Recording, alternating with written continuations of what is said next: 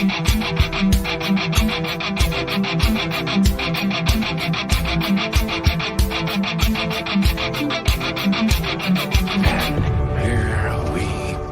go.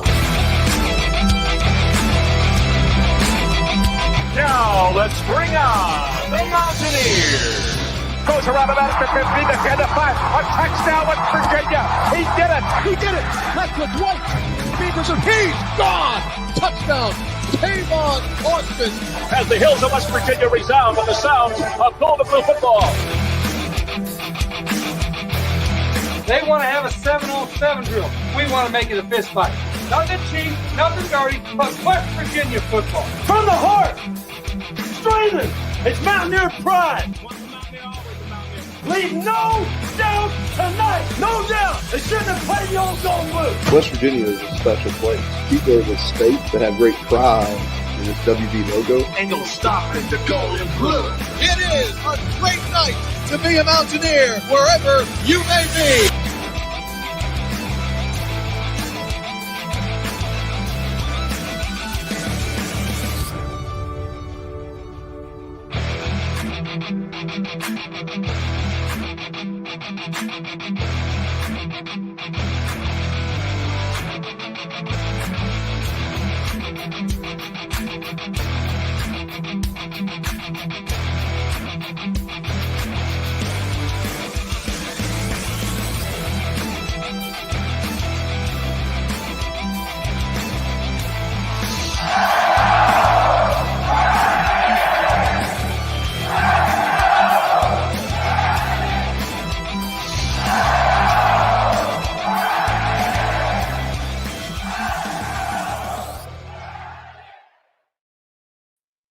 What's going on, Mountaineer Nation? Welcome into another live stream here on the Country Roads webcast, September 29th edition, here ahead of the game against TCU. The Mountaineers getting set to hit the road and take on the Horned Frogs tomorrow night, less than 24 hours away from the time we're streaming now. But you guys know the drill at this point. You know how we like to do this. You've heard our predictions on our prediction podcast. Now we want to hear your all. So drop them in the chat, your predictions for the game against TCU, and any other questions you got. We'll talk about those along the way, and we've got some news topics we'll hit as we go throughout as well. But joining me as always, my co-host Steven. What's going on, brother? You still muted, man. What's going on, everybody? There we go. It's that damn countdown. It'll get you every time. It'll get you, man. You don't want to. I don't ever really be talking during the countdown, I don't guess, but you don't want to get caught doing that. That's right. You never know what could happen. Tends to lessen the effect of it, you know what I mean? If we were just having a conversation and behind it. They'd be like, what are they talking about? He said something about a grilled cheese sandwich. What? Yeah, I've heard ESPN do it a few times. So it happens. It happens. Yeah, especially if you're on ESPN Plus. Yeah. Yeah. Because they don't really care about their in between the broadcast too much. Yeah, you're lucky if you get the first down line there. What's going on, Tim? What's going on, man? And Silas hitting it off already. Let me go ahead and pull this up, Silas, since you brought it up. Appreciate you, Silas, Tim, being here. Everyone else tuning in and chiming in as well. But that's definitely kind of the breaking news that's come out tonight, just a couple hours ahead of us doing the stream here. I think this was the original source. Of course, it's been coming from a lot of other places now as well. But I think that this is where it originated from, and that's Brett McMurphy, of course, from the Action Network. He's breaks a lot of news there on X/Twitter, whatever you want to call it. But as you see here, the tweet: West Virginia quarterback Garrett Green expected to start at TCU Saturday. Source told Action Network. Green started the first 3 games before missing last week's win versus Texas Tech with an ankle injury suffered versus Pitt, obviously, as we know there. So seems like Garrett Green is, I don't know if he's 100%, but he's healthy enough that they feel like he can be used in the run game, because I'm sure that Neil Brown has already said they weren't going to let him return if they didn't feel like, he would be able to be used the way that they needed him to be. So what are you thinking here, Stephen? How are you feeling about Garrett Green? Not only finally it seems like being healthy enough to play, but getting the starting job back. Do you think that's the right move? Would you have made that move, or how are you feeling about it? Yeah, I think I would have, as well as Nico's played, I think I like the move of giving, the job back to Garrett. but I do think that you see a lot more Nico moving forward. Also, I you know what I mean. Even though that Garrett Green is expected to start this game, I still believe that you see a lot more incorporation of even 2 quarterback sets at times. So I like the decision to start Garrett Green. I don't think that I love the way Nico's played. I think I've been very vocal about that, but Oh yeah, me too. I don't think there's any reason to take Garrett's job away from him because I don't think the offense has been that much more explosive with Nico behind center. Good point. Good point. I felt like for some reason with me, I've talked about Nico, like there's just an intangible factor that I like. Like he manages the game well and seems like a winner, even if it doesn't like show up on the stat sheet. But I also feel like, with Garrett Green, me and you both have, talked in the past about how much we liked him and everything. And I've been wanting to see him. And outside of the Penn State game, we hadn't really got that chance, except against Duquesne, which obviously he performed really well against Duquesne. So I think I am excited to see maybe what the offense could be with Garrett Green, because I don't think we've certainly seen that potential yet of, what that ceiling could be. So I'm excited about that. And I understand why you go back to him, because I think obviously it seems like the offense has a higher ceiling with Garrett Green potentially. And I think in this matchup, you might need the deep ball, and Garrett Green was throwing the deep ball really well. 92 plus deep ball grade on PFF before his injury. It was what he was throwing the best. And if West Virginia needs it in this game, I like that. But then at the same time, I do kind of worry just about, a chemistry issue. Like right now you're on a winning streak with who you've been playing there. So it just worries me if throwing that off a little bit is the only thing that scares me about it. Yeah, I'm right there with you. I think that there is a chance of that to happen because for whatever reason, offenses, it's not because they like a guy more than the other. It's just, the way the chemistry is, whatever a certain guy's in the game, when the first guy comes back, it tends to throw it off. So I totally understand what you're saying there, but I don't know. I think the relationship between Nico and Garrett I think is a positive advantage for the entire offense. That's true. They do have a great relationship with each other, at least. Yeah. So I think that, I don't know. I think for a lot of reasons, it's a good thing that he's back. I don't know. I just always get worried about it. The thing that I always compare it to as a WVU fan when somebody's come back from injury and you're debating on putting them back in as the starter or not is that 2010 Final Four run when Truck Bryant wasn't playing the whole tournament, and then they put him in the Final Four and we lost. And I'm not saying that's the reason, but now I'm just like superstitious about it. If somebody coming back from injury and getting put back in as a starter. Man, it's funny that you say you were superstitious like about that stuff, because the whole entire tournament, I think I was so superstitious during that Final Four run that the entire tournament, I think I sat in the same. I don't remember what position it was. I had my hand. I would have to have my hands on my knees a certain way. Yeah, because that was the good luck spot. Yeah, it felt like every time I sat like that, we would make shots, and even when we played in we played Kentucky in the Elite Eight. I remember, first of all, we didn't make a single 2-point shot in the first half. Yeah, of that it was game. all threes. That was insane.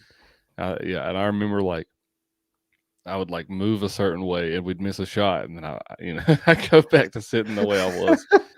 Dude, I'm so glad I'm not as bad as I used to be, because I used to be super superstitious like that. Like if West Virginia would lose, I'd be like, what did I do wrong during the week that made them lose or something like that? I'd be like, because I was like growing up, going through high school, I didn't do like a certain chore or something. So then I'd be like, I got to get all my chores done this week or West Virginia's going to lose. I have to do like all this stuff, man. So I'm glad I'm not as bad of it as I used to be, but every now and then I'm still a little superstitious with it. Yeah, we went from being superstitious to just a little stitious, right? Yeah, just stitious. Just a little stitious, right? Michael Scott. Appreciate everybody that's in here live with us. Whether you're in here live or on a playback, hit that thumbs up button. That really helps us out. If it helps this video's performance, helps future videos performances. And if you're a West Virginia fan, Big 12 sports fan, college football fan, be sure to subscribe here. Helps us, helps you, helps get more of this Mountaineer sports content out to Mountaineer Nation. But catch up with some of your all's comments and continue to encourage you guys. Drop your score predictions for West Virginia versus TCU in the chat. Stephen and I actually had the same score prediction. If you guys tuned into our preview podcast, you'll know what that exact score is. But me and him do have West Virginia pulling the upset. I can say that. But to find out the exact score, you'll have to check out the podcast episode. But Dylan Lester says that he thinks either QB gives us a good shot. Excited to watch this team in a big game. Yeah, that's the good side of it. The positive thing that you have here with this quarterback controversy is you've got two guys you feel like you can win with. So it's a good problem to have in a lot of ways. I wouldn't even call it a controversy per se. I would call it a quarterback conundrum. Yeah. It's a confusing situation more put so it. than anything. I don't Good think way to put anybody really knows other than the coaching staff and the guys, on the team. I don't think anybody really knows what to make of the situation. You know what I mean? Yeah. Nobody really expected Garrett Green to get hurt like that. Oh, there you go. Silas shouts out the jersey, Steven. Hey, man, appreciate that. Appreciate that. Pat White jersey tonight, and he's got the gold. I'll tell you the story. I actually had a friend trade me this, and I just want to shout out how impeccable condition this is. Anybody that's had a jersey like this knows how fast these were to, get thrashed back in all the day. ones that I had were done in like a year that were like that. Like all the numbers would be coming off. Yeah, I had a video. As random as it is, I had a video game textbook. It's Red Dead Redemption 2, if anybody plays that game. And I had a friend that had been begging me for that game. And he hits me up one day, and he's like, man, would you want to trade it instead of sell it? I was like, what do you got? And he sends me a picture of this. And I was like, hold up now.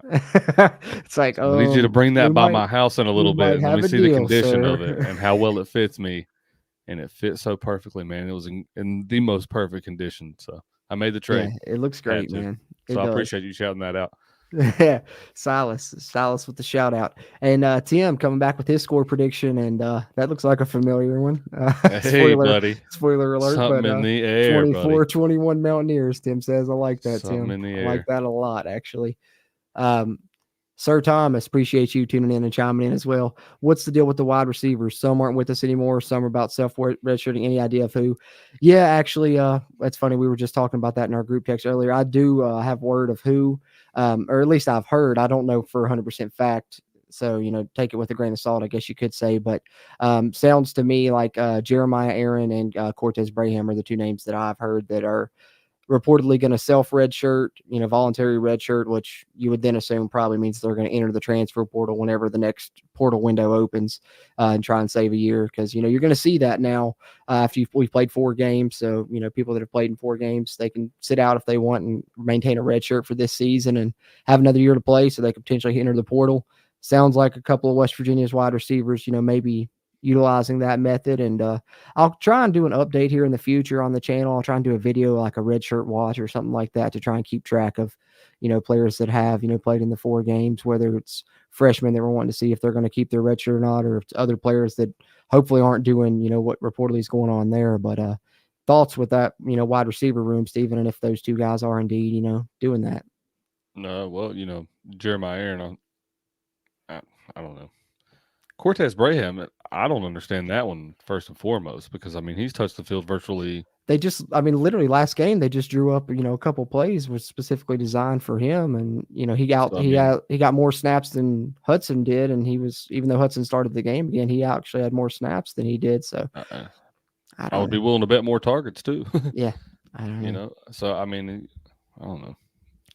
But, I think that's not positive thoughts. I'll tell you that. Well, if you've been listening also this week, Neil Brown pointed out, I think in his press conference and on his radio show that EJ Horton was going to get more playing time. So reading between the lines, if you put 2 and 2 together there, that would be one reason EJ Horton, is getting more playing time as well, as if these rumors are true about, those two guys, which Jeremiah Aaron seemed like maybe been already onto that path because I don't think he's played the past couple games hardly at all. Yeah. The Cortez Braham one, like you said, that's definitely a bit more of a surprise. That's what I was going to say. The Jeremiah Aaron one, that one's not that surprising to me, but Cortez Braham definitely is. Yeah, because Jeremiah Aaron certainly had already gotten passed up by, Rodney Gallagher, and of course Preston Fox ended up, as the starter there. But so not surprised on that one. But yeah, the Braham one's a little bit more shocking. If those two do indeed end up being the guys, as I said, Sir Thomas, that's what we've heard, but we'll see when it, becomes official what happens there. But the wide receiver room is interesting moving forward. I think you got, the guys that you've seen, your starters, which of course have been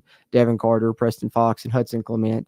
And then you're going to mix in Rodney Gallagher. You're going to mix in Traylon Ray and EJ Horton. So you definitely got those 6. But I'm, interested to see if Noah Massey ever does get into the mix because, we hadn't ever seen him, play after transferring up from Angelo State. Seems like some guys are ahead of him Jarrell Williams has played minimal snaps, and Jashawn Polk hasn't hardly played, any snaps at receiver. He's been in some special team snaps, I think. But interested to see if those three guys get in the mix or if West Virginia's going to stick with just those top 6 guys for the rest of the season now moving forward.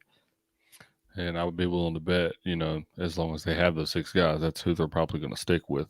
Because as you've seen Neil do in the past, he doesn't like to delve too deep if he doesn't have to. But at the same time, I don't know. I feel like there's too many guys to a point. You know what I mean? I don't know if enough guys get enough reps in there to where they can actually get their game going at times, if that makes sense. I love having fresh legs, but yeah. I know. That's what I said. We'll see. I mean, I like the potential of those top 6 guys, but I would like to see, one of those other guys that transferred in maybe at least get some snaps. But hopefully, as Tim's saying here, this is the game our wide receivers show out, because I think West Virginia's going to need some big plays in the passing game to be able to beat TCU. Yeah, and that's spoiler alert again, I guess. That's, I mentioned that on our pregame show the other day. Yep. That exact same thing that I expect the exact same thing to happen, because there's a lot that TCU leaves them over the middle. So I'm hoping West Virginia can find a way to exploit that. I believe you said, big Cole Taylor game potentially, and I think that could definitely be a possibility. I've also heard a lot about, the slot and nickel corners struggling in coverage for TCU. Those have kind of been the guys that people have tried to scheme up mismatch wise, and they've really struggled when they've been matched up with the tight end, or particularly one of their linebackers that struggles in coverage gets matched up with the tight end. So I'm sure our coaches know that, and they've probably schemed up some things for Cole Taylor this week too. So hopefully our wide receivers do show out, but I think Cole Taylor could even have, a bigger game than what we've seen him have. And that's coming from a guy that's had 2 touchdowns in the past couple of games.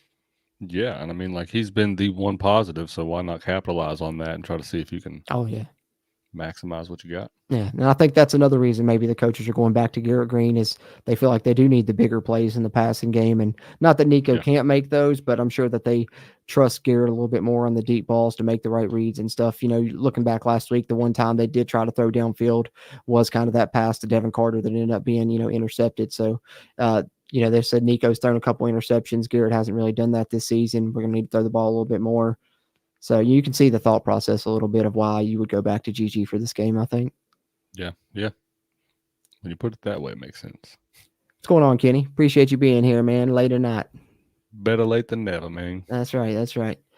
Kenny with the bold prediction right here, Steven. Check this one out. He says he predicts 10 sacks in the game tomorrow for the Mountaineers. I love it. Sheesh, Sean Martin gets 8 of them. Wild. Oh man, that's a good one. You got me. That's a good one. Man, I'd love it. But West Virginia's pass rush has been pretty good this season. They've been having some good things happen. We saw Marcus Floyd playing that spear / nickel role last week, really do some big things with it. And I think then the 2 bandits on the field at the same time as well has worked out good. Tyron Bradley and Jared Bartlett together. And, the right tackle has struggled for TCU. Got it in my notes here from podcast this week.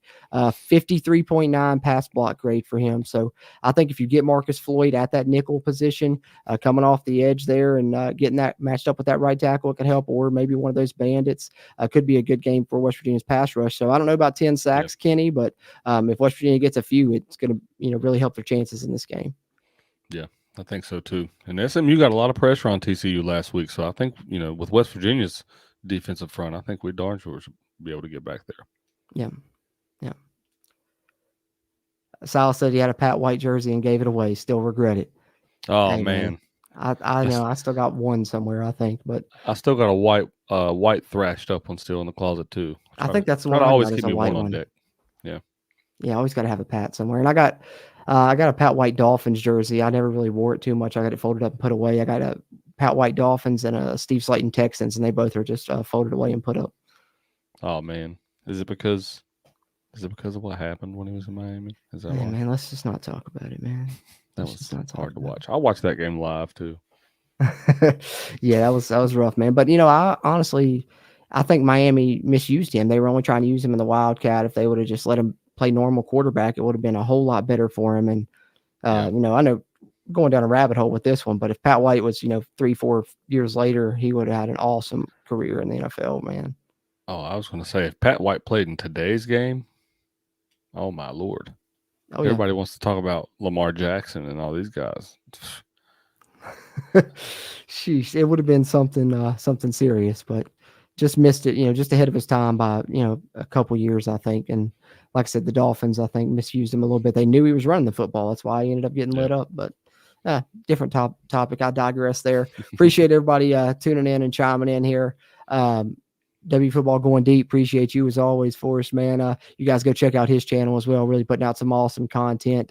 He released his Sunday questions video recently, and those have been awesome throughout the season. Really been enjoying those. But he said Brand was going to be losing snaps unless he upped his game. Clement was getting open, including deep. Markiel just didn't hit him. Clement is also improving his blocking. Yeah, I think that was the one thing Clement was needing to improve was his blocking. Seems like he's been doing a better job of it in recent weeks. And I agree 100% on Clement getting open. It seems like every time I've seen him out in a pass pattern, he's, beat his man and been open, and either they've thrown him and missed it, or he just hasn't been targeted on that play. But even when he hasn't been targeted, I've been noticing him getting open. So I think he's been doing the best job of getting open on the team, probably, in my opinion. Oh yeah, absolutely. I would have to agree with that. And like I said, Markiel, he was hesitant on throwing that ball. He wanted to throw it so bad, but I don't know what stopped him. I think in the press conference afterwards, he said that he didn't see it until late, or Neil Brown one said he saw it late or something like that. One of the two, I can't remember, but for sure, because I think literally, I was watching on TV, and I'm sure you were there, and so you can attest to this more than I can. But it literally seemed like to me that the stadium was like yelling, like trying to tell him that Clement was open, and then he realized that he was open. Like the whole stadium saw Clement open the whole play and was like, "Come on!" Like, you know how it is when you got a guy open, the whole stadium's like, "Oh, yeah." Like you see it before the quarterback sometimes, yeah. Right, yeah. Well, I mean, you do, because you got all of the people sitting in the upper deck. We see everything. You know what I mean? That's what I love about where we sit. You know what I mean? Like the lower level of that upper deck. Oh, it's great seats. It's the best view in the house, in my opinion, because you can just see the entire play open up. And so you really do see a lot more than what the quarterback sees at times, because, you know what I mean? Like when you're on that playing field, and especially at the quarterback's view, you got all those big guys in front of you. You know what I mean? Like it's hard to see through all that. Oh, yeah. You're right. You're right about that. Tim says he thinks we win the turnover battle this game. That would be good. Much needed. We've done a good job, disciplined, playing good football. We've documented the penalties and how much of a better job we've done with that, and done a better job not turning the ball over as well. Had some freak things happen, a couple of games ago. And then, like I said, the couple Nico interceptions last game was really the first time that we've lost the turnover battle, if I'm not mistaken. So we'd love to see us get back on the right side of that. And I think to beat TCU, we're going to need to be, on our A game, which for us means don't beat ourselves. We're going to need to have, low number of penalties like we've been having, and we're probably going to need to win the turnover battle. So I agree with you, Tim. That's going to be big, and I hope your prediction's right, man. Yeah, I hope so too. And a lot of times winning the turnover battle means getting a lot of interceptions, but I'd say I'm hoping we force a lot of fumbles. I want to see some hard hitting. We're going to need to tackle in this game. Speaking of that, though, that one made me want to pull this up, because I think I referenced this stat on the podcast episode, and I meant to pull up this tweet on the podcast and didn't. But this made me think of it, so I'll go ahead and share it here, because some people may not have seen it yet. But just goes to show yet again what we've been talking about with West Virginia. In a lot of areas, they've improved this season, and how disciplined of a team they've been being. And one of the reasons they've been winning the way they have, and they're on this current 3-game win streak, is they've done a great job with fundamentals, that being blocking and tackling. And as we already just talked about, penalties and turnovers as well. But blocking and tackling have been great. West Virginia's been great in the trenches on both sides of the football. But I've loved the sure tackling, the gang tackling, not a lot of missed tackles from the Mountaineers. And here's proof of it, coming from PFF, the stats here show it. West Virginia has only missed 31 tackles on the entire season. Second best in the Big 12, as you can see there. Cincinnati, the only team that's missed fewer tackles. So that's great to see, especially when I, think back last season, and I feel like on several different review podcast episodes, Stephen, I was talking about our tackling's terrible, missed tackles. So seems like a lot of the things we were struggling with, this coaching staff has targeted and improved on for this season thus far to this point, a third of the way through the season. Yeah, it definitely seems very much improved, because you weren't the only one. I know we harped on that a bunch last year, that we just couldn't wrap up. It seemed like every single play, it was like it wasn't the first or second guy that was making the tackle. It was always a third guy. Mm-hmm. So that is one thing I've been absolutely loving to see this year. Me too. I was ecstatic when I seen this stat pop up or this tweet post, whatever X, whatever you call it now. When I seen it, come through and stuff, so I knew I had to share it here. But also, looking down here at the bottom, you see West Virginia's next 3 opponents. Actually, West Virginia plays wow. TCU, then Houston, and then at Oklahoma State. So, West Virginia, that's the one thing that the coaching staff was kind of harping on last week, that they didn't like with the offense's performance. They felt like there were some big plays to be had. If they could have just broken some tackles, they had some one-on-one opportunities on some screen plays to the wide receiver, and they also felt like the running backs left a lot of yards out there. So, just judging by the Big 12 rankings and missed tackles, they're going to have opportunities to, force some missed tackles in these next 3 games. So they need to go ahead and do that, and maybe we'll be able to get some more explosive plays out of it that we've been lacking a lot of times this season. Yeah, that could bode well and be a really good positive for West Virginia's receiving group. Mm-hmm. Yeah, and our running back group. So CJ's a force for sure. Could be a big bounce back game for CJ. Not that he played bad last week. We saw him get into the end zone, had nearly 50 rushing yards, but according to Neil Brown, he wasn't happy with his performance. So it would have to be a bounce back game. Well, that's also a good thing. When we're winning games and they're like, not good enough. I love that. Oh yeah, absolutely. Absolutely. I want him to demand a lot from them. That's one of the gripes that I guess I still have is that we're not aggressive enough. And if we're going to start being aggressive like that, that's what I want to see. I'd love to see them be more aggressive on the scoreboard, of course, but yeah, I know that's one thing that I think is going to come. Hopefully, is the offense is just going to come into its own at some point. We're going to be like, okay, there it is. I feel better about this team now, and maybe it's tomorrow. Hopefully, it's tomorrow night, but we'll see. Yeah, that's one thing I've been kind of irritated about. Speaking of Miami earlier, West Virginia hung 70 on Clemson. Yes. Everybody wants to talk about Miami doing it. I was like, hey, West Virginia's done that. We did do it, and we did it in Miami actually. And then we came back to Morgantown and did it again against Baylor. Yeah, well, actually, I remember, and against Marshall. I was about to say Marshall, we had 69 or 68. Mm-hmm. It was like right at 70, I think, because I remember that too. Yeah. Yeah, because I remember back-to-back games. Yeah, because that was 20. That was the first Big 12 season because it was Marshall, and then the first Big 12 game. Me and you were there when they went off for that. That was that crazy Geno 656, 8 TDs, 6 incompletions game. That's actually one of the funnest games I've ever been to. Me and you had some funs that season because we went to that one, and then we went to the Tavon Austin when he went crazy against Oklahoma game. Me and you were together at that one that season too. So there were some fun ones that year.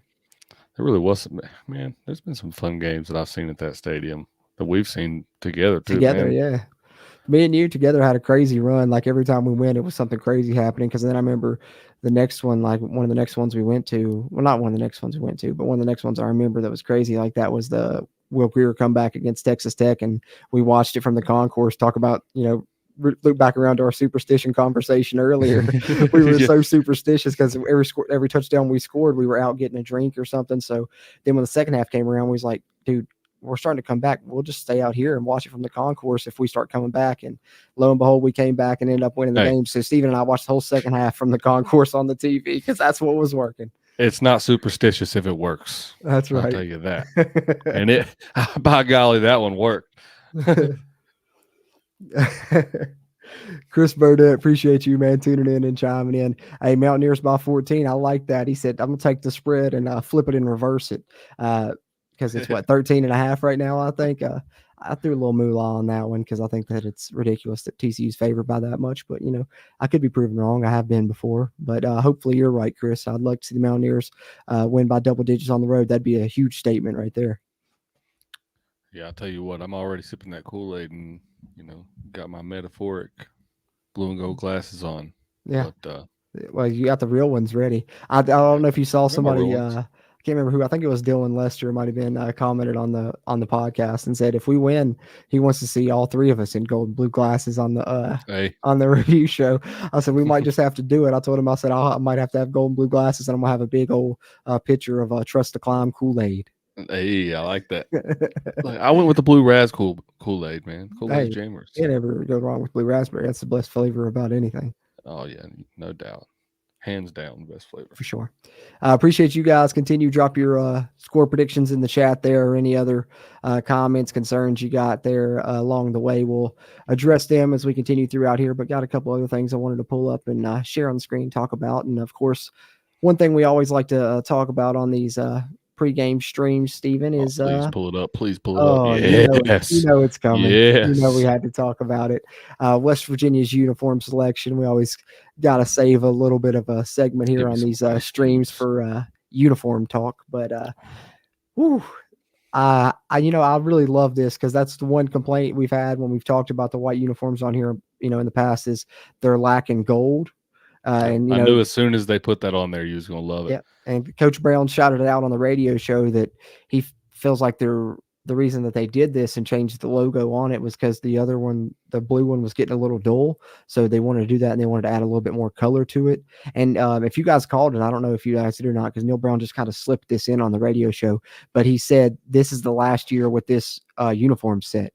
So West Virginia sounds like we'll be getting a new set of uniforms next year, according to Neil Brown, from what he said there. And he said they want to add more color to the white uniform when they do. So it looks like we will be getting some gold on it, hopefully. But West Virginia going white, white, blue.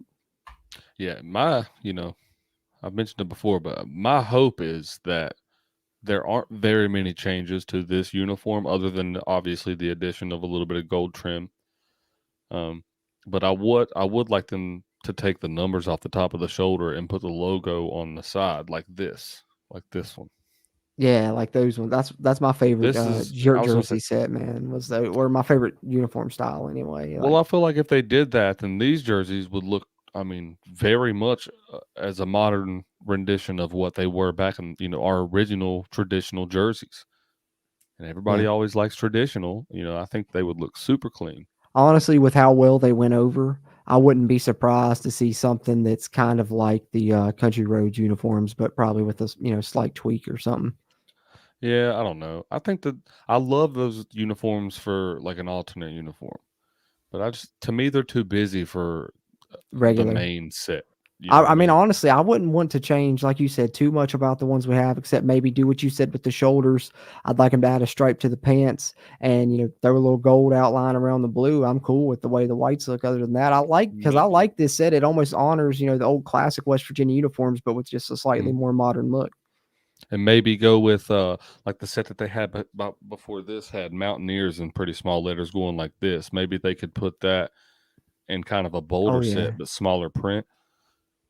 I'd like that too. Wouldn't look too bad. But let us know what you guys think about West Virginia's uniform selection for tomorrow night. The new helmets, which are they're basically the Country Roads helmets without the stripe. It's just our white helmets with the same logo they had on the Country Roads helmets slapped on. But let us know what you think about those, and then let us know, as well, how you're feeling about West Virginia changing jersey sets and what you'd like to see them go with next year, as it sounds like, according to Neil Brown on his radio show, going to be some new uniforms coming for the Mountaineers. But we always got to carve out a little bit of time there for uniform chat.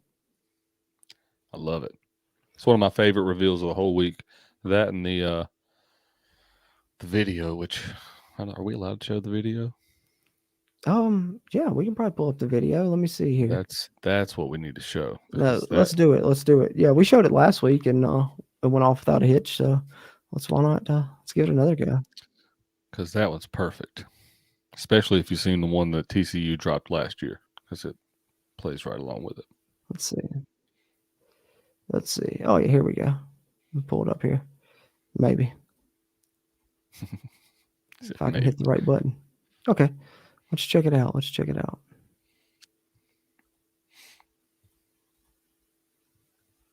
Is that it? Nope. Wrong one. That's the other video.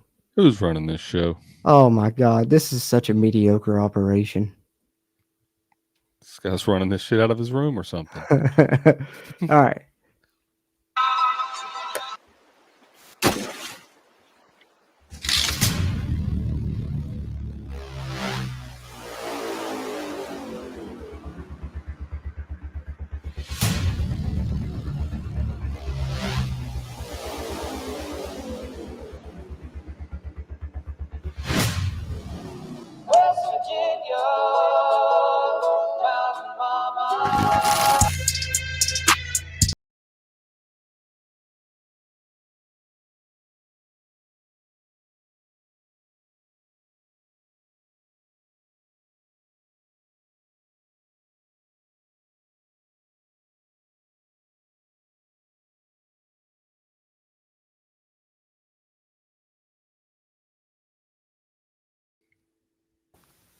Yeah, that'll get your You're as blood cold flowing. as ice. I love it. Rebuilt the radio they destroyed after they beat us last year. That's crazy. We kept the receipts, so hopefully, we're I able remember to that. get some revenge. I remember them dropping that video too. I don't know I if think it was I one of think you we shared guys. it in the group chat. I think I remember Yeah, that. Somebody did. I thought it was. I thought it was. I knew I talked to you guys about it a little bit, but I couldn't remember if, how it came about, because I don't normally go out of my way to look at what other teams post about us Yeah, I know. I in think that it just regard came anyway. across. Yeah, because I was saying I wouldn't have remembered it either. But as soon as I saw them put up that video, it literally was like, "Oh yeah, I forgot they did that." But I love the fact that we kept the receipts, and so that's another thing. It's like one thing we've been talking about with this team, Steven. It's like they keep finding things to motivate themselves. They keep having this mentality, this chip on their shoulder, and I think that's why we're playing with such a great edge. And hopefully that means we're just going to bring it again tomorrow. Yeah, I was wondering how the team was going to get up this week. You know what I mean? Because it's easy to get up for the backyard brawl, in my opinion. That's why you come to a school like West Virginia to play in big time games like that, big time rivalries. So it's easy to get pumped up for that one. Texas Tech, for a lot of the guys that were on the team last year, I would say that it was pretty easy to get jacked up for that one, because everybody's talking about how you haven't beat them in 4 years. And, we were even very vocal about that. So, Right. all the things that were going into that game, it's easy to get pumped up for that one as well. It's, first Big 12 game, everybody's picking you 14th, but then you go on the road and you face in my opinion, a pretty darn good TCU team. It's easy to get pumped up just knowing how good they are, but I don't know. I feel like West Virginia needs that personal effect, if you know what I Yeah, mean. that's what I said. Just make it something to make it just a little bit extra. Yeah, Yeah, definitely, Not definitely. to steal anything from old Dion and primetime out there, but Well, and the I thing think is, that like, it's a I good think you could thing to. also hammer home if you're Neil Brown, just the fact like nobody's expecting you to win anyway. So you know what I'm saying, just go out there and do it. And if you lose, you're not letting anybody down because nobody's really expecting you to win. Look at you got, you know what I'm saying, everybody's doubting you. So it's just They literally picked It's you really dead last. double-edged sword. Yeah, it's literally you And use both sides of that to motivate. TCU's coach, I don't know if anybody's watched that, but that was extra motivation for me and should be for anybody in that locker room, because they literally are still talking about us like we're an afterthought. I mean, Good. you should go and watch those, because it really it angered me earlier, because Sonny Dykes did not talk about West Virginia in a positive manner whatsoever. Good, because I know that it seems like the team, like I said, we've got guys that really use that stuff. I mean, Zach Frazier's press conference, I was, paying attention to it, and they asked him about, I think, the spread for this game or something, and he said he loved it. He loves being doubted, and I think we got a bunch of guys that have that same mentality. So I'm going to be interested to see how it is tomorrow, and I feel pretty confident, almost certain West Virginia will certainly cover the spread, but we'll see. Yeah. W Football Going Deep says Markiel was watching a back on a wheel route, so he was focused closer, even though he seemed to be looking in Clement's direction. I appreciate that. I was wondering, because it seemed like it took him forever to find him. I never knew, what for sure, because I hadn't really got a chance to go back and watch the game yet, but appreciate that, man, for sure. Yeah, I guess my perception of him, like, hesitating it was him trying to hesitate going to someone else, and then he's finally like, oh. I saw him late. Yes. Oh, there's Hudson. It's like, oh, he's wide open. He might score a touchdown if I give him this ball. Silas says Bruce Irvin walked up by my section at the Tech game last week. We all gave out a good Bruce chant. I was out, man. I was yelling it as loud as I could up there, buddy. That's awesome. Chris Burdett says 28-14 WVU. Come back to this comment after the game. All right, Chris, I'm right here making a mental note of it right now. I like yours better than I like ours. I will say that. I like the confidence from the fan base. There was a lot more people picking us to win than I thought would be. I thought that we would be out on an island, Stephen, but seems like maybe not. Yeah, I thought we would be the lone wolves in that. Chris Burdett's confident though. He's like he's like Vicky Valancourt. It's not a prediction. I'm loving the positivity out of the fan base now, though. I am too. Chris, hope you're right, man. Hope you're right. I'm thinking I got to jot down in my head. If it's anywhere close to 28-14, I'm sending you some merch or something, because you deserve to hit the lottery if you're that close. 35-10 TCU Man. over TCU, Kenny says. Kenny's really, got us hammering him. He's got us sacking him 10 times, holding him to 10 points. I like what you got there, Kenny. If WVU scores 35, they'll win this game, I think. But it's going to be Hands down. Hands down. I don't know if they'll be able to do it, but if they do, I think they'll win. Yeah, I think 35 points will definitely do it for you. Hey, if that happens, I think that definitely means the West Virginia receivers had a big day. True. Speaking of confident, Chris says at least 28-14. This is going to be a blowout. Oh, man. Setting the stage up for West Virginia going into the season. Okay. I like it. I like the confidence. BJ, what's going on, man? The Mountaineer guy, he says, got in here a little late. Do y'all feel better with Green or Nico as the starter versus TCU? Talked about it briefly a little bit earlier when we talked about the news of Garrett Green, expected to start now that Brett McMurphy broke. But for me, I feel like West Virginia needs to make plays in the passing game. So I think that's why the coaches have kind of gone the way that they are, going back to Garrett Green. And they may especially need to, make plays deep in the passing game. And, he had that 92 or over 92 deep ball grade on PFF prior to his injury. That's what he had done really well on the season, is throw the deep ball. So I think that's one reason they're going to try and use Garrett Green. And they probably just have a little bit more faith in him to take care of the football. But my worry with it is that it could just throw off the chemistry of the team when you've got things going good right now. So I'm kind of on the fence, but, I understand why it's Garrett Green. And I would, if I was making the choice, I would probably go back to Garrett Green if he was healthy too, in the long run. If I was, somebody with my back against the wall, like Neil Brown was believed to be heading into this season, I guess. But anything else you want to add there in regard to GG and Nico, Steven? No, I like both. I'll say that. And I love Nico as the future of this program, but I do think that there's a lot of things that Nico needs to improve on. I think Nico knows that though.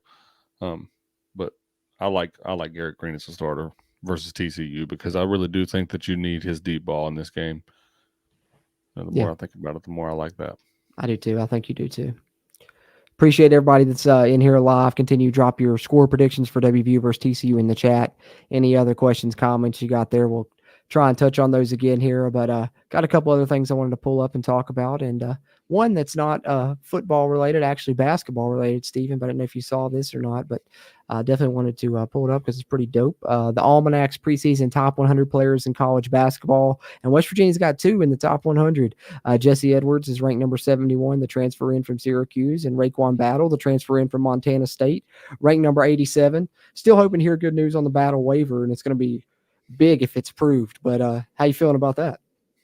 You gotta love to see that. I think with all the negative news coming out of that particular realm of things in WVU sports in the last several months, you gotta love these positives that's been coming about here lately. And I'm one to say that I think West Virginia basketball still has a chance to have a truly special season, and I expect them to. I think that with the personnel that we have, especially if Raekwon gets approved, and they don't pull a Perez situation like they did last year. Fingers crossed, or Severio. Or yes.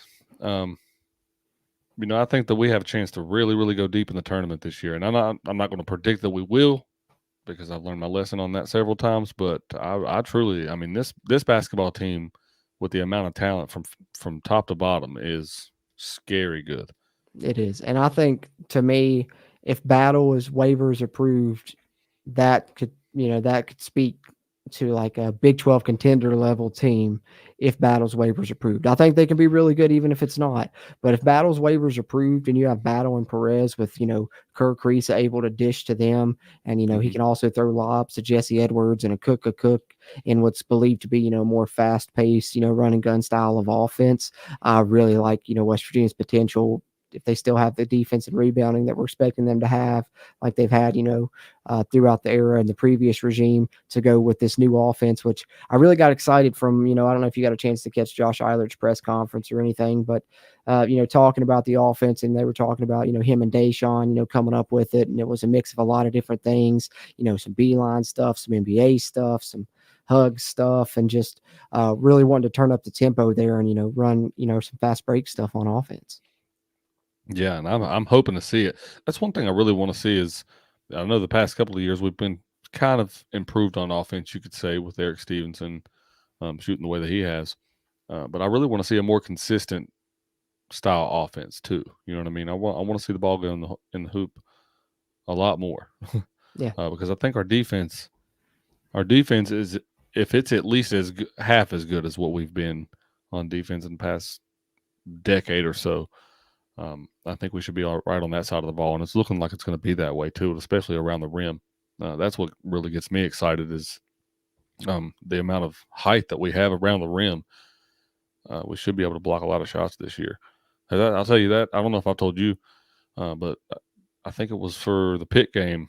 The entire basketball team walked right by our section in the football game. Oh yeah, and I'll tell you what, them were some big boys. So long team this year for sure. I like having that length and the athleticism that we have. A lot of potential there. So definitely wanted to mention that, having 2 players in the Almanac's preseason top 100 list. But also, it's a great segue to mention that basketball practice, has started now. Got Josh Eilert's, first press conference kind of kicking things off, and that they started practicing. That means it's not too far away from the CRW Hoops podcast starting. We'll be, of course, simultaneously running the CRW Proper podcast and then the CRW Hoops podcast for a bit there as the seasons overlap. So that'll be starting here in the near future with a season preview, and then getting into some game previews and recaps and stuff once that gets going. And we're going to try and do post-game shows here on the channel for as many of those basketball games as we can as well. So be on the lookout for those once basketball season starts. But other than that, that's pretty much all we had topics-wise. We'll just catch up with you guys in the chat, y'all's predictions and thoughts. Besides this one final thing here that I did want to share, another thing that I came across on X, and that is from the Outland Trophy list here. Just, we've talked about West Virginia's offensive line and how great they've been, and especially Zach Frazier, who I believe to be the best center in the country. But it says here, WVU football center Zach Frazier has the highest grade point of all 7 linemen who are on both the Outland Trophy watch list and the NFF Network's Campbell Trophy semifinal list. So, Zach Frazier, I think, is a great candidate to be an All-American at the end of the season for one, Stephen. But there was a man in the past named Dan Moses who won a little award called the Remington Award, given to the best center in college football. And it's the only major award West Virginia's ever won. Could it happen again? I think that I think he's got a darn good chance, man. I think I'm right there with you, man. I think he is by far the best. I'm starting to feel like country. it could happen. I'm starting to feel like it really could. I mean, you watch him play, and he averages 5 knockdowns a game or something like that. Something ridiculous right now, yeah. I mean, yeah. And West Virginia's doing some, that's one thing, they were talking about when they were in media this week. I can't remember if it was Neil Brown talking about it or Matt Moore himself, but said, just how good Zach Frazier is what allows them to do some different things in the run game, and why West Virginia's run game's hard to game plan against, because most teams run inside zone. They got to double team that nose tackle. They said Zach Frazier's so good that they can single up that nose tackle. And then also, I'm sure a lot of people have probably noticed this as well, a lot of run plays this season, West Virginia's been pulling the center, and you don't see that a ton, but Zach Frazier's been getting out a ton on those lead blocks and stuff. And not only does he get out on them, he really cleans people's clocks and gets upfield to the second level, makes blocks downfield, and just watch, on tomorrow's game, I guarantee you, if our running back gets a long run, I'm talking if our running back's 10, 12 yards downfield, watch when he's tackled. Zach Frazier will be right down there near him when he's tackled, because Zach Frazier goes down the field and he's going to try and block somebody else. Yeah, I love the fact that, you love the fact that your center is the guy that's trying to be your lead blocker going on downfield plays. He's a madman out there. It's usually the pulling guard that does that. But, yeah, you love to see it.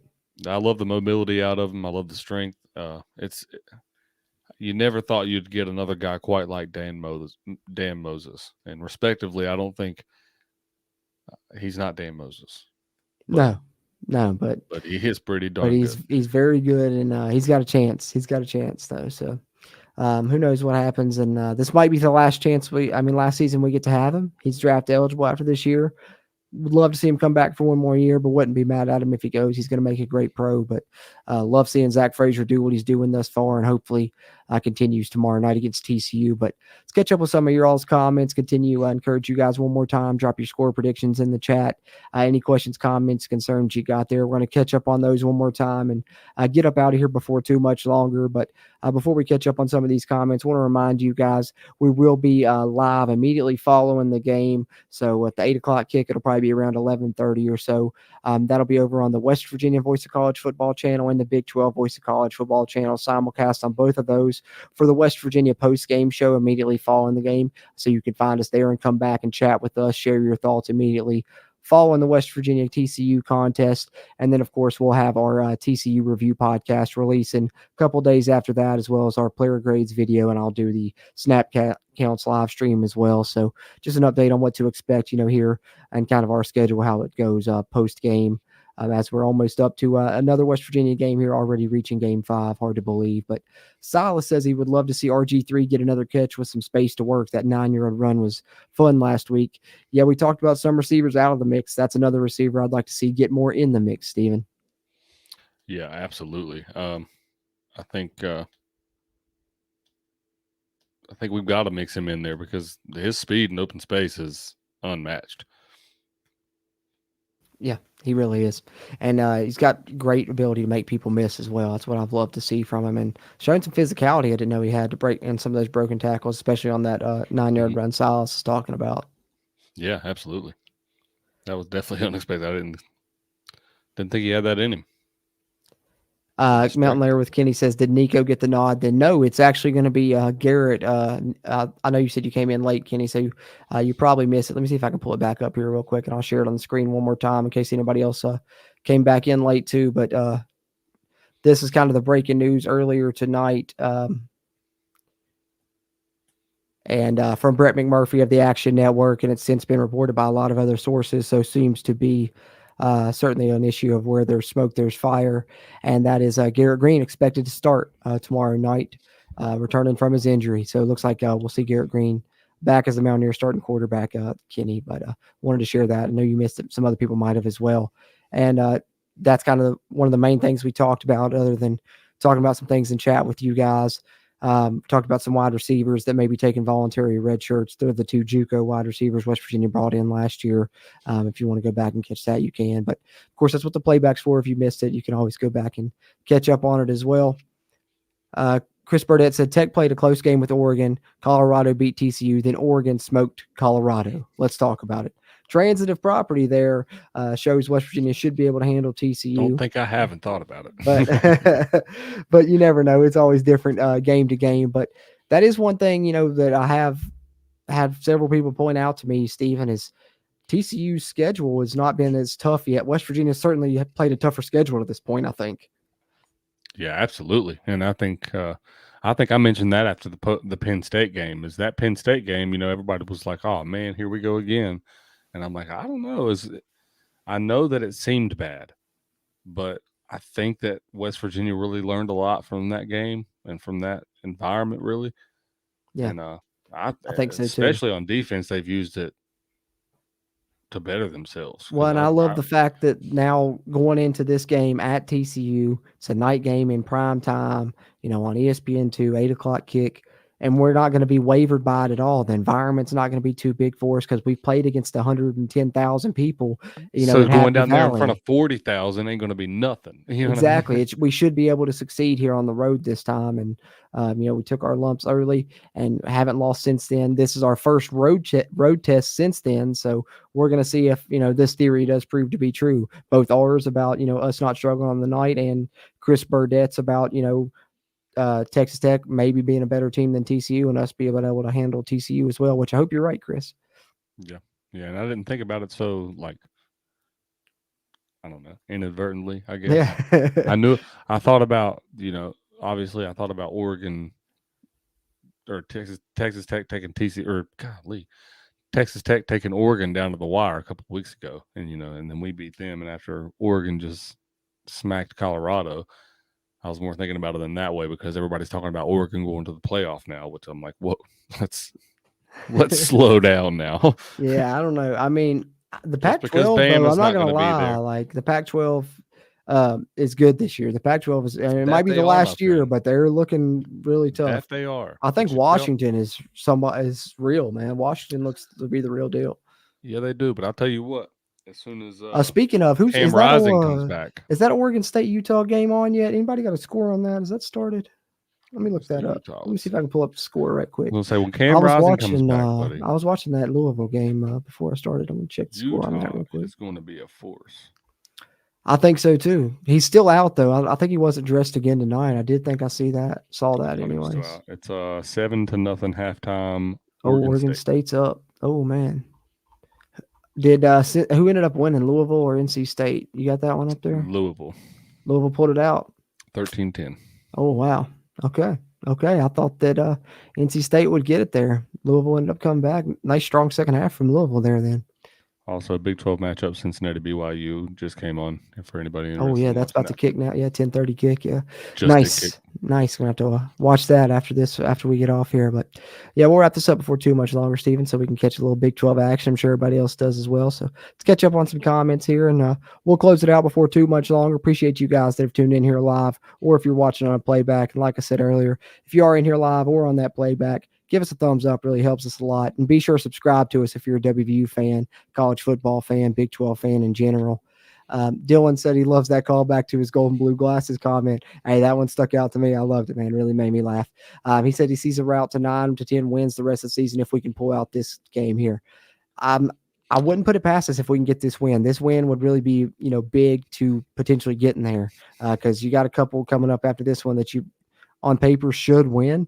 This game could really be huge in the long run, Dylan. I don't disagree with you. I absolutely 1,000% agree with you because I said it the other day that Texas Tech is a barometer game for West Virginia. On average, we have won 8 games when we beat Texas Tech. When we lose to Texas Tech, I think we average around 6. So I think that, if we win this game, there's only you got to come to play every week, but there's only 2 games left on the schedule that I'm really not even scared of. That's just more of a what-if game. The rest of them, I feel very confident in the way that I've seen West Virginia play, and more specifically, the way I've seen all the other teams around the Big 12 play. West Virginia could very much win every single one of these games down the stretch. Well, and I'm not saying they're going to, but they could. They could. And that's one thing I heard. I think the team is taking this game, similarly that way as well, because I heard Cole Taylor say on the Mountaineer Insider podcast this week that they feel like this game right here, you got 2 3-1 teams coming in, and they feel like this game's going to prove which of these 2 teams is going to be a contender for the Big 12 and which one's going to kind of fall back towards the middle of the pack. So, number one, I love the way that our team has taken that mindset into the game that they can prove that they're a Big 12 contender by winning this one. And number 2, I think that's a true statement. And you know what else? No one is even talking about it because I understand they got a new quarterback and they got a lot of new pieces. But this team just played in the national championship game a season ago, not that many games ago. So, I'd be using that as a little bit of motivational factor as well. Absolutely. Chad Atkins, appreciate you tuning in and chiming in as always, man. He says, with low production from the wide receiver so far this season, can we see a change at wide receiver? I definitely think we will. I mentioned earlier the rumor that's going around about 2 that are possibly going to voluntary redshirt that we probably won't see any more of for the rest of the year. So that's one change. Also, definitely think we're going to see E.J. Horton's role continue to increase, as well as Rodney Gallagher and Traylon Ray. I think that those 3 are your, solid 3 backups to the guys that have been your starters: Hudson Clement, Preston Fox, and Devin Carter. And I honestly think that those 3 guys playing those backup roles will continue to see more targets as the season progresses, because although they're the backups, those are also probably the 3, speediest guys that can maybe make the most explosive plays. Whereas the West Virginia starters, aside from Hudson Clement, are more, possession, steady Eddie type guys when you look at Fox and Carter. Yeah. But, you hope to see that explosion from Devin Carter because, he has that potential. He does. So, I don't know. Yeah, he was the one guy that really kind of showed up in the Penn State game to me, receiver-wise. He did. He put on a great performance against Penn State. We need to see that version of him back for this one against TCU. That would be huge because we're going to need him to make some tough catches when we're in those, tough, 3rd and medium, 3rd and long situations. And we need somebody to get to the sticks and make a tough catch. That's who I think we need to be able to count on, and hopefully should be able to count on. Yeah. Yeah, because Cole Taylor can't do all of it by himself, or can he? Hopefully he has a big day, man. I'd love to see him have like a 100-yard game or something. That'd be awesome. When was the last time you seen a West Virginia tight end get 100 yards receiving? When was the last time you seen a West Virginia receiver get 50 yards? Wesco might have had 50 that Will Greer season one game, but I don't know. 100, I don't know. Anthony Beck, maybe he ever? It's got to be Beck, probably. He went ever won 100 at least once. Mark Rowell, maybe. I don't know. I'm looking it up. Kenny says we circled this game because they won in our house last year. This is a revenge game. Hopefully it is. And the thing is, we probably also circled it because, last year we weren't very good when this game was going on. TCU was 7-0 at the time. Them beating us made them 8-0, and we were in that ball game. They were up 34-31. 4th and 1, we got a chance to get a stop and, maybe try and go down, tie that ball game. Instead, they forced us to jump off sides. We weren't mentally tough then, made a lot of mistakes, different team now. And then, of course, they throw up a jump ball on that offsides and get the 10-point win that they did. So, West Virginia probably feels like they should have and could have won that game. And now West Virginia knows that this year they're a way better team. So they probably do have a quiet confidence, and it probably is a game they circled, Kenny. Eric Flowers says, climb or die. WVU wins outright. When WVU has a senior dominant O-line, good things happen. Great point, Eric. Traditionally, West Virginia has had great teams when they've been good on the trenches. And the West Virginia team that we've seen this year has been good in the trenches on both sides of the football, defensive line and offensive line. But this offensive line has the potential to be elite. Got to go out and show it against this TCU team. I think that they will as well. I picked West Virginia to win also, Eric.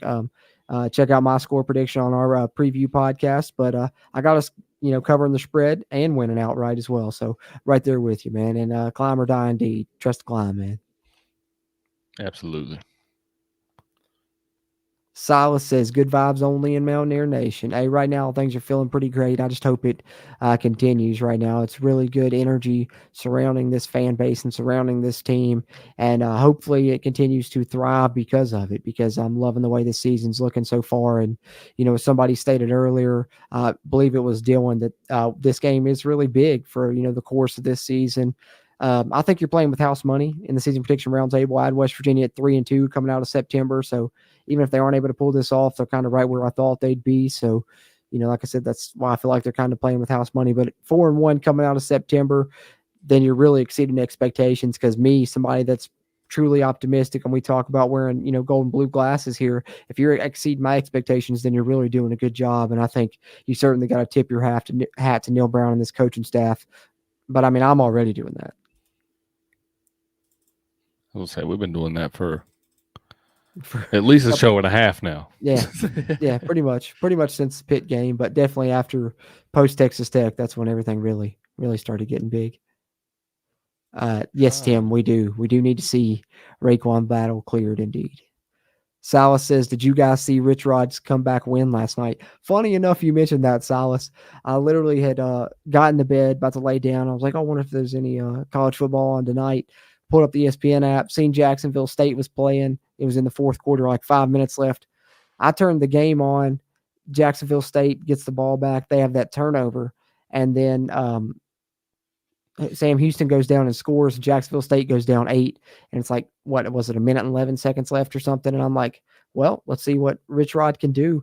And lo and behold, goes down, scores touchdown, gets the 2-point conversion, wins it in overtime. And I'm like, well, I'm glad I stayed up and watched this now. So, yeah, I was actually really entertained by that. That was pretty cool to see that, come back in from Rich Rod's squad.